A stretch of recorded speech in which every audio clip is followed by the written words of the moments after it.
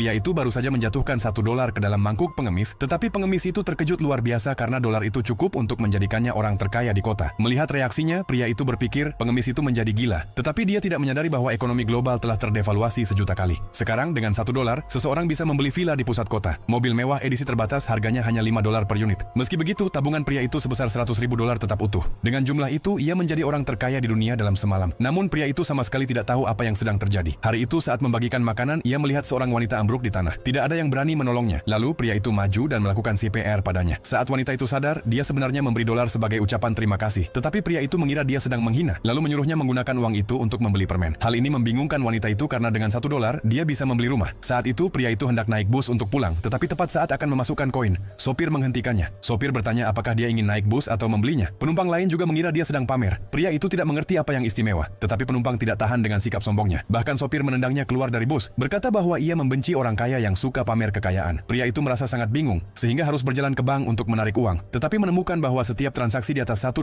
harus dilakukan di loket. Pria itu mengira ATM rusak. Saat masuk ke lobi, sebuah uang $100 secara tidak sengaja jatuh ke lantai, dan segera mengejutkan manajer bank. Dia belum pernah melihat uang sebesar itu secara nyata. Ketika mengetahui pria itu ingin menarik $300, dia menyuruh petugas menutup area tersebut. Bahkan presiden bank keluar secara pribadi untuk menemuinya. Pria itu benar-benar kebingungan. Kemudian ia pergi ke hotel untuk bertemu teman-temannya, tetapi terkejut dengan harga menu. Seekor lobster utuh hanya seharga 1 sen. Kepiting raja hanya 2 sen. Pria itu berpikir ada kesalahan pada menu, tetapi temannya mengira ia mengeluh tentang harga tinggi. Lalu ia mengeluarkan $1 dan berkata akan membayar seluruh tagihan. Namun saat itu sekelompok preman tiba-tiba muncul. Mereka datang